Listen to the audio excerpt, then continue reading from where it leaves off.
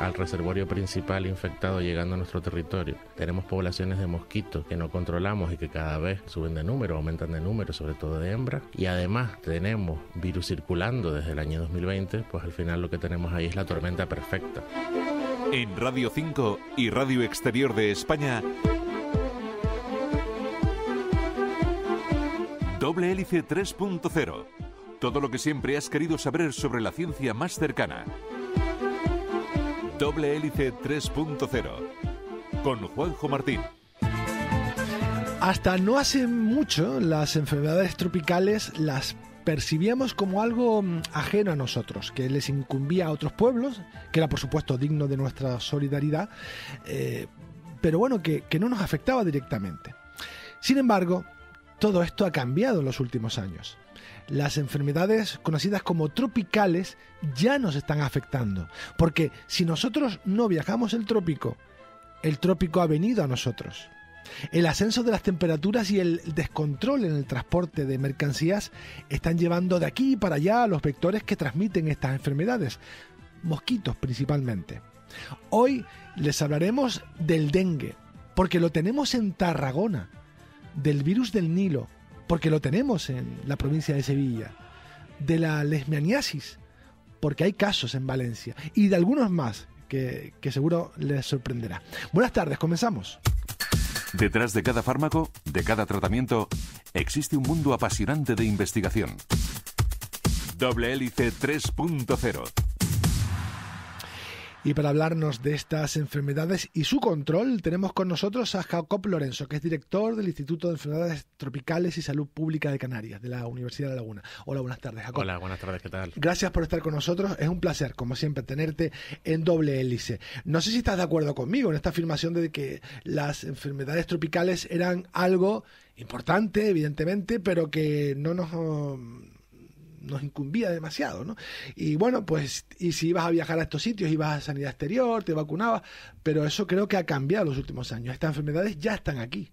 Totalmente, sí. Bueno, nos gusta o no, el cambio climático o la globalización, como otros expertos suelen llamarlo, existe, y eso conlleva pues que nuestras aguas y nuestro clima pues se caliente, por así decirlo, o sea, un poco más tropicalizado, lo que hace que el rango de expansión de este tipo de patógenos y de sus vectores, como bien decías en la introducción del programa, pues también se expanda.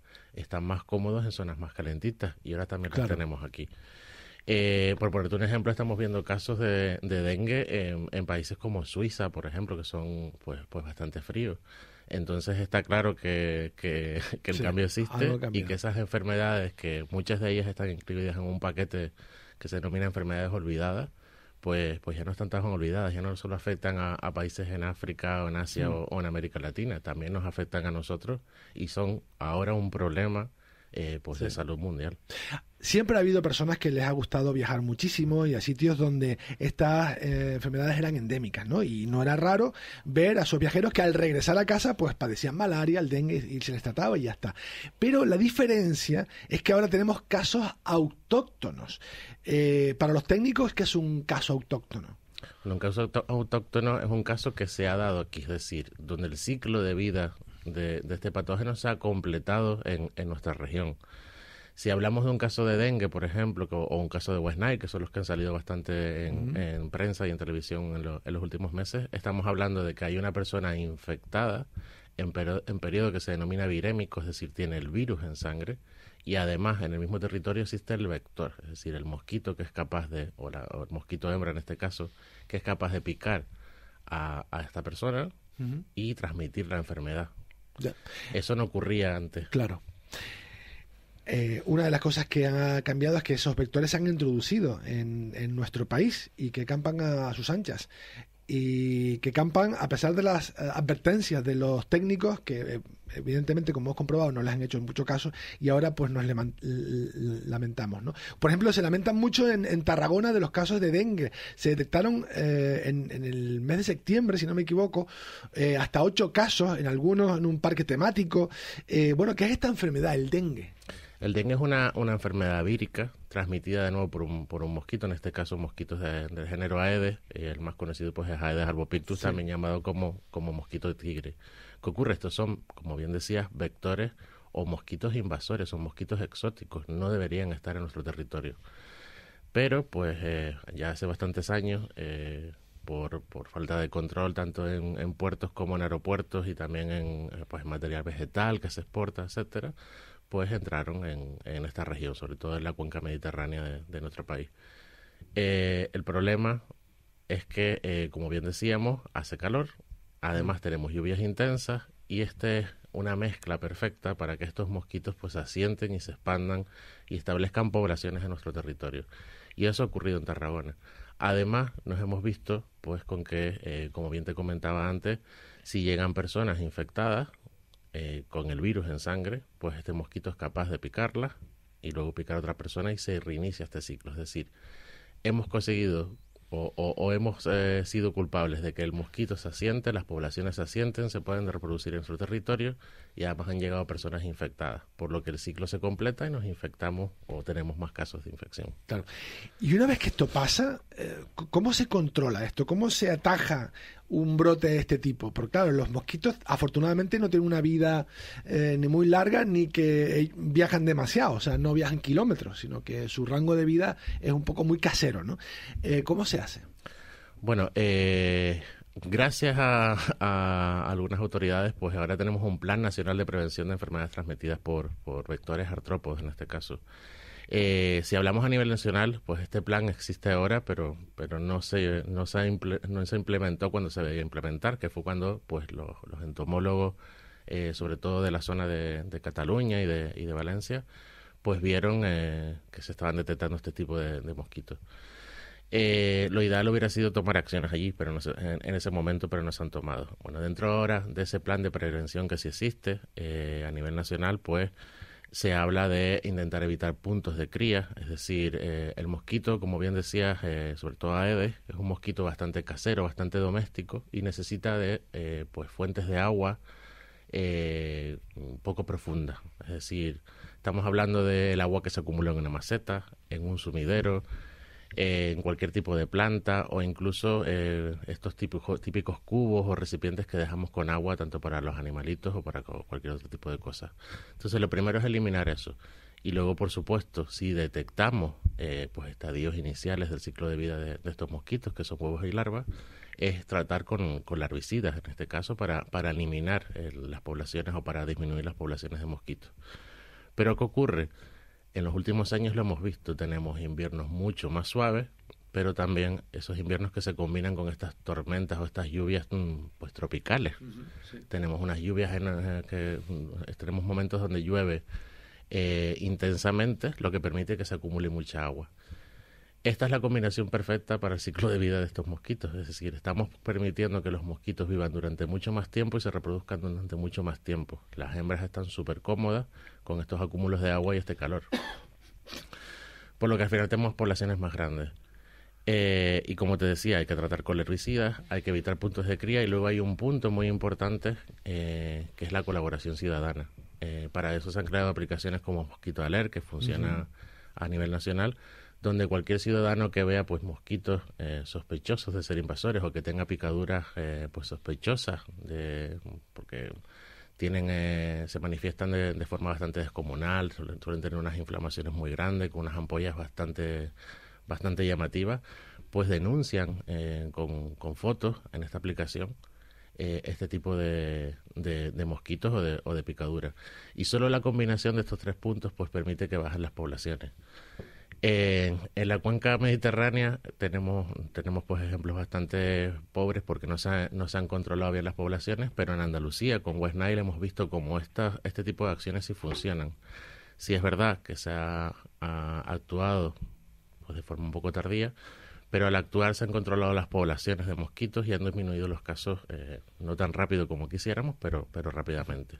Estamos hablando de controlar una población, en ningún caso, me imagino que aspiran a erradicarla, ¿no? O sea, que, acabar con todos los mosquitos me imagino que es algo difícil, ¿no? Es bastante difícil, sobre todo porque los huevos de mosquitos resisten pues a la desecación, a diferentes condiciones ambientales. Y estamos hablando de mosquitos que, si los comparamos con el mosquito común, por ejemplo, son mosquitos muy pequeños. Las hembras suelen aprovechar cualquier grieta o cualquier huequito, sobre todo en zonas oscuras donde llega poco la luz, para depositar estos huevos. Y estamos hablando de huevos que, como te decía, aunque no tengan agua para que del huevo emerja una larva y se complete el ciclo de vida, pueden permanecer así en desecación pues incluso meses. Hay estudios incluso en laboratorios que aguantan incluso años. Entonces, pues cuando llegue agua, la larva saldrá y se reiniciará el ciclo de vida. Aquí lo importante es controlar que las poblaciones no crezcan o no aumenten en número descomunal, por así decirlo. Mientras más hembras hayan, que son las que pican, más probabilidades habrán de que se transmitan los virus o cualquier otro tipo de patógeno tropical que transmitan estos virus. Por cierto, Jacob, ¿cuál es el radio de acción de vida, el rango en el que puede actuar un mosquito? O sea, un mosquito nace aquí y su radio de afectación o de vida o de vuelo, ¿cuál es? Bueno, si hablamos desde el punto de vista biológico, los mosquitos vuelan muy pocos metros. No se van a separar mucho, además, sobre todo si estamos hablando de mosquitos del género Aedes, no se van a separar mucho de su alimento, que somos nosotros o cualquier otro tipo de animal. O sea, que el mosquito que nos pica por la noche nació ahí al lado de la ventana, o por ahí cerca. Exactamente, van a ser en la plantita o en el charquito que tengamos cerca de nuestras casas. Vale. ¿Qué ocurre? Que contamos con un nuevo fenómeno, que es pues el transporte. Nosotros tenemos coches, tenemos metros, guaguas, etcétera, y si nos llevamos un mosquito con nosotros, pues el mosquito se puede trasladar. Eso ha ocurrido en otras regiones y vamos, seguramente también ocurrirá en nuestro territorio. Bueno, hemos tenido este caso de dengue en Tarragona con 8 casos, pero también han vivido un verano bastante complicado los miles de habitantes de la zona de la provincia de Sevilla, porque allí han tenido, pues yo he contabilizado 87 casos, pero han muerto 10 personas a causa de virus del Nilo. Siempre se ha dicho que son personas con patologías previas, pero bueno, que tenga una patología previa no significa que tenga que fallecer, ni mucho menos, ¿no? Y esto ha sido esta octubre del 24, ¿no? 10 fallecidos. ¿Qué es el virus del Nilo? De nuevo estamos hablando de otro tipo de virus, de nuevo transmitido por vectores, en este caso transmitido por el mosquito común del género Culex.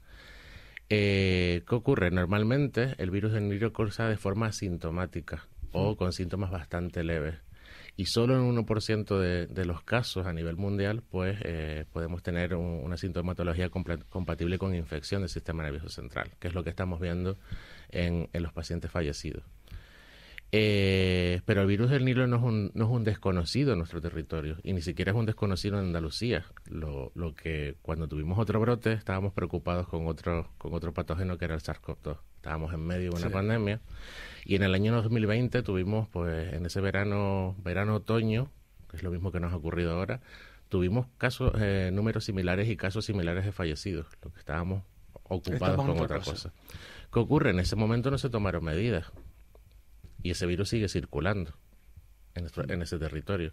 Y además ahora nos hemos visto con otro problema más agravado. Como bien te comentaba antes, tenemos esa combinación de lluvias, acúmulos de agua y calor, pero además tenemos un cambio climático, una globalización que hace que las temperaturas cambien y las aves migratorias también cambien su rumbo. ¿Qué ocurre con el West Nile? Su hospedador, o su reservorio, mejor dicho, son las aves, sobre todo las aves que viven, las aves acuáticas. Estamos hablando de garzas, por ejemplo, y esas migran desde África y entran por el Mediterráneo hasta llegar a zonas como Doñana en el sur de España. ¿Qué ha pasado? Con el calor, pues cada vez migran más y cada vez migran en mayor número. Si tenemos al reservorio principal infectado llegando a nuestro territorio, tenemos poblaciones de mosquitos que no controlamos y que cada vez pues suben de número, aumentan de número, sobre todo de hembras. Y además tenemos virus circulando desde el año 2020, pues al final lo que tenemos ahí es la tormenta perfecta. Era una bomba que iba a explotar y nos ha tocado en este momento. Explícanos qué es eso de los reservorios naturales, porque todas las enfermedades tienen pues una especie de animal que los técnicos les llaman reservorios, ¿no? Que si uno es el conejo, el otro son unas aves y tal. ¿Qué son y qué función tienen? Sí, los reservorios son principalmente animales. Si nos damos cuenta y reflexionamos un poco, incluso desde la pandemia, la mayoría de los patógenos de los que estamos hablando son patógenos zoonóticos, es decir, son patógenos de animales que han sido capaces de infectar al hombre, saltar en un momento de infectar al hombre. Por lo que estamos viendo es eso, son animales donde el virus o el patógeno en sí, hablo de virus porque estamos hablando bastante de virus hoy, sí, sino el patógeno en sí es capaz de multiplicarse sin pues causar patología alguna a estos animales. Es un mecanismo pues de supervivencia que la mayoría de estos patógenos han desarrollado en la evolución. Y como te decía, en West Nile tenemos pues las aves acuáticas, en SARS-CoV-2 tenemos murciélagos y otro tipo de coronavirus nos ocurre lo mismo. Y en animales en patógenos como la leishmaniasis, por ejemplo, pues tenemos otro tipo de animales, sobre todo lepóridos, conejos, liebres, e incluso si nos vamos a América Latina, armadillos. Y como te decía, son animales que mantienen al patógeno y cuando el vector los pica, pues son capaces de llegar a otros hospedadores, en este caso, como seríamos nosotros, otros animales, y ahí sí causar patología. Tengo la sensación de que esas enfermedades que nos transmiten los animales, las zoonóticas, como dices, ha aumentado en los últimos años. O es una percepción mía, ¿no? Porque empezamos con el SIDA, la COVID, luego todo este tipo de patologías, la gripe. No sé, ¿esto es así o es una percepción mía? Yo creo que es una combinación de todo. Sí. Sí es cierto que, por ejemplo, las enfermedades transmitidas por artrópodos estamos viendo más casos y estamos discutiendo por qué está ocurriendo, pero también la concienciación, no solo a nivel de administraciones y de personal sanitario, sino de población ha aumentado. Todo el mundo sabe ahora lo que es el SARS-CoV-2, por ejemplo. Antes no lo sabíamos. Todo el mundo sabe lo que es un coronavirus, por no llegar a tanto. Y lo mismo ocurre con este tipo de enfermedades, dengue, zika, chikungunya. Antes a todas las personas esto les sonaba chino y ahora todo el mundo sabe lo que es. Pues eso es lo que ha ocurrido. Se ha mejorado en el diagnóstico, por ejemplo. Si alguien llega de una región tropical, antes pues a lo mejor se les hacía malaria, pero ahora si vienen con dolor de cabeza y malestar general, pues se les hace zika, chikungunya, dengue, West Nile, etc. ¿Y qué ocurre? Que diagnosticamos más. Y si diagnosticamos más, pues los números aumentan. Claro. También nuestra relación con la naturaleza ha cambiado, ¿no?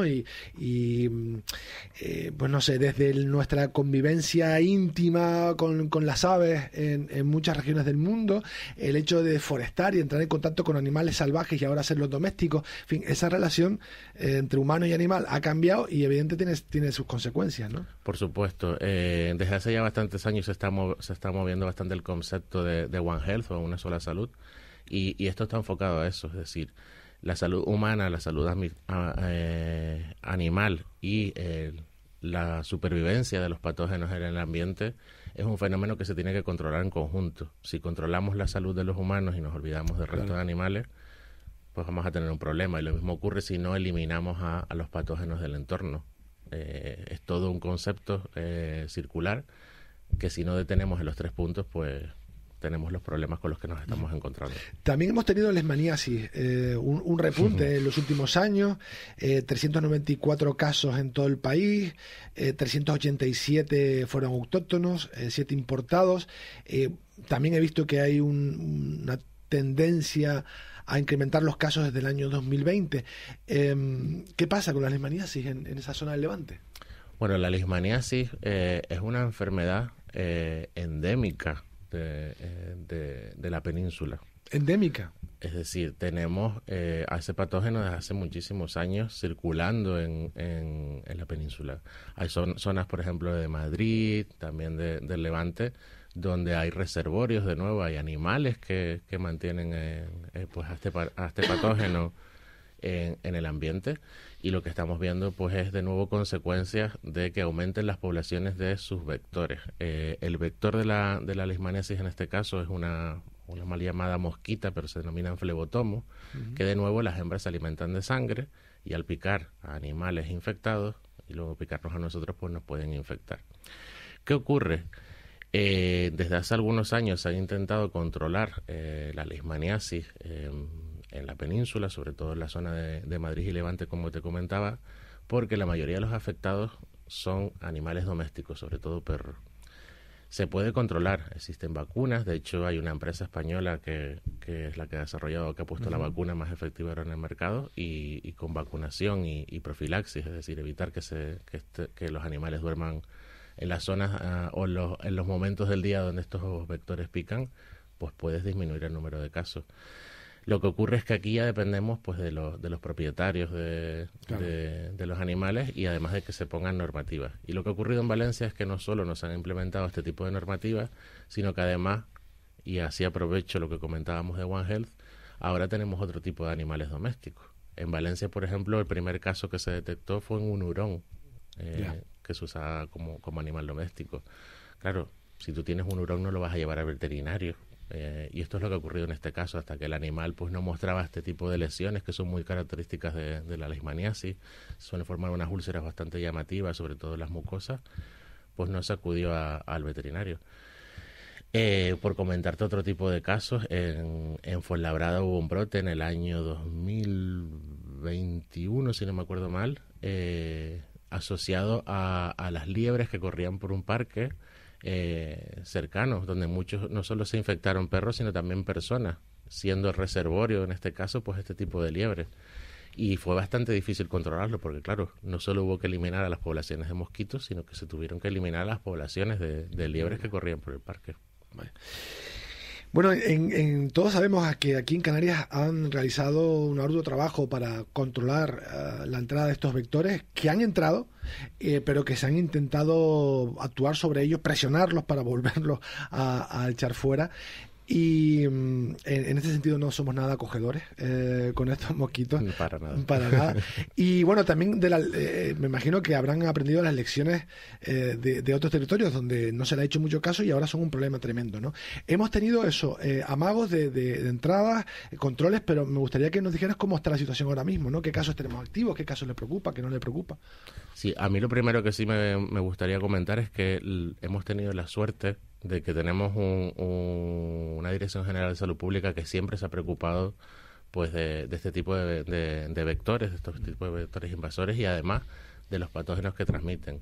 De hecho, ya llevamos 12 años con un plan regional de control de este tipo de patógenos que además dirige pues esa misma Dirección General de Salud Pública y luego pues se apoya del Instituto de Enfermedades Tropicales. Y también dependiendo de por dónde entra el patógeno, pues tenemos que tirar también de sanidad exterior, por ejemplo. ¿Qué ocurre? Se ha formado un equipo pues bastante sólido que ha ido ganando experiencia con todos los eventos que han sucedido. Y creo que esa es la combinación perfecta y de hecho yo siempre, incluso cuando hablo con las autoridades, les digo, hey, que he llegado de un congreso nacional o un congreso internacional de vectores y nos ponen de ejemplo. Hablan de que la combinación que tenemos, autoridad sanitaria, centro de investigación, es muy buena y consigue parar todo. Por ahora lo hemos conseguido. Sí es verdad que cada vez tenemos más casos de detecciones. Estamos ya en los pasos finales de la detección que tuvimos tanto en el barrio del Toscal como en Vuelta de los Pájaros, aquí en Santa Cruz de Tenerife. Recordemos que cuando detectamos un vector invasor, el Centro Europeo de Control de Enfermedades nos dice que deben pasar 18 meses desde la última detección para levantar esa alerta. No es una alerta a nivel regional ni nacional, sino internacional. Y como te decía, pues estamos en las últimas coletillas de las detecciones en Tenerife. En Gran Canaria, pues tenemos un foco, por así decirlo, que es el famoso barrio de Piletas, donde seguimos intentándolo. Sí es verdad que hemos conseguido atajar al mosquito. El mosquito no ha conseguido salir del barrio, pero se nos hace bastante difícil, o se nos está haciendo bastante difícil controlar o eliminar al mosquito de la población. Es un barrio, de nuevo, donde no solo hay casas y donde no solo se acumula agua, sino que además está rodeado de muchas fincas, muchos barrancos, muchas grietas donde se acumula también agua. Por lo que el mosquito ha encontrado un hogar perfecto. De hecho, es tan perfecto que ni siquiera quiere salir. Siempre se queda ahí dentro. Se queda dentro. Y ahí estamos. Hay meses en los que conseguimos que a lo mejor solo detectamos en una casa o en una trampa, etcétera, y hay veces que nos suben las poblaciones, sobre todo pues con el aumento de lluvias o de calor. Ahí me gustaría decirte que lo controlaremos, pero vamos, ahí estamos. Estamos luchando con ellos, como te decía, con la Dirección General de Salud Pública al mando y con la colaboración de los ciudadanos. Es importante, ¿no? Porque la casa de cualquiera no puedes entrar. Si entra un mosquito, vale, pero tú no puedes entrar si tu propietario no lo deja, ¿no? Exacto. Yo siempre que estamos en campo con los inspectores de sanidad y con el equipo de tropicales, siempre, pues, cada vez que tocamos una puerta, pues uno intenta ser empático y ponerse en el otro lado y explicar, aunque haya que explicarlo 20 veces, pues se explica y se intenta hacer porque te puedes encontrar con una persona muy mayor, una persona muy joven, con personas que están interesadas, con otras que te dicen, ay, pues yo tengo miedo o no quiero que entres a mi casa o entra pero solo uno, etcétera. Entonces es un trabajo bastante arduo pero necesario. Y lo bueno de este barrio, como te comentaba, es que la mayoría de los vecinos a los que tocas las puertas, pues sí, te hacen caso. Sí es verdad que algunos ya nos están diciendo, hey, que mira, que casi ha pasado un año y estoy cansado. Estamos todos cansados, es la respuesta que yo estoy dando, con una sonrisa en la cara siempre, pero siempre digo, lo sé, estamos cansados, pero es que la Dirección General de Salud Pública, al final somos personas, los inspectores que trabajan allí, los investigadores también y los ciudadanos también, por supuesto, pero vamos, yo siempre les insisto, incluso tenemos reuniones con la asociación de vecinos, etcétera, y siempre les insisto en que sin esa tercera patita, sin los ciudadanos no somos nada, y tenemos que estar los tres ahí o los tres grupos ahí pues apretando para conseguirlo. En una guerra siempre es muy importante salvaguardar la retaguardia, o sea, que no te entren por detrás mientras tú estás atacando en el frente, ¿no? Y la retaguardia son, de nuevo, los puertos, aeropuertos. ¿Cómo está la retaguardia? Porque, claro, si no tenemos un buen control de estas fronteras, pues mal estamos, ¿no?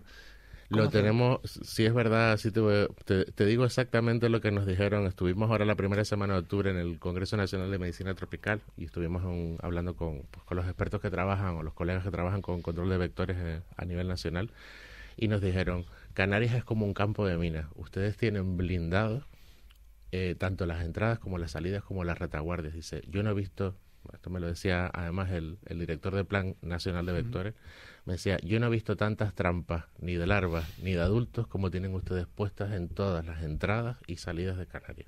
¿Cómo lo consiguen? Pues de nuevo se consigue con eso, con una buena coordinación y con un equipo trabajando. Entonces, mi respuesta es, lo tenemos bien blindado y bien minado. Claro, como ponen dicen. Trampas y ¿cada cuánto van a por las trampas? Las trampas se revisan, las de adultos se revisan semanalmente. Y las de larvas, pues dependiendo si estamos en alerta también semanalmente o cada 15 días. Entonces van a recoger esas trampas, ahí hay mosquitos, casi siempre son mosquitos normales, vamos, que no son peligrosos, que no se ofenda ningún mosquito. Pero de vez en cuando salta la alarma y viene un Aedes, por ejemplo, de estos, ¿no? En ese caso, ¿se actúa cómo? Se activa lo que se denominaría una alerta y ahí se intensifica el número de trampas. Es decir, si tenemos 3 trampas de adultos, por así decirlo, en un puerto, pues se pondrán 10 o 20. Y lo mismo de larvas, es decir, pondremos trampas de larvas en el rango de vuelo, por eso era interesante también tu pregunta, en el rango de vuelo de los adultos. Claro. Es decir, en todo el diámetro trazamos un círculo con programas informáticos y en todo el diámetro de vuelo de ese mosquito pues blindamos todo con trampas. Esto quiere decir que si la hembra decide encontrar un huequito de agua para poner huevos, pues vamos a detectar dónde puso los huevos y hasta dónde llegó. Pues Jacob Lorenzo, director del Instituto de Enfermedades Tropicales y Salud Pública de Canarias, muchísimas gracias por haber estado con nosotros. Como siempre, ha sido un auténtico placer y enhorabuena por el trabajo tuyo y todos tus compañeros. Gracias. Un placer, muchas gracias. Hasta luego. Y este ha sido nuestro recorrido científico por hoy. El próximo sábado muchas más curiosidades de la ciencia aquí en Doble Hélice 3.0. Nos vamos en la antena de Radio Nacional, pero saben que seguimos en internet, en facebook.com/doble hélice y en x @doblehélice_rn. Recuerda que puedes escucharnos y suscribirte a nuestros podcasts en RTV Audios, por supuesto, pero también en iVoox, en Google Podcast y en Apple Podcast. En la realización técnica tuvimos a Geray Rodríguez y en la dirección, con esta voz así un poco tomada, espero que me disculpen, a un servidor. Juanjo Martín, hasta la próxima semana, adiós.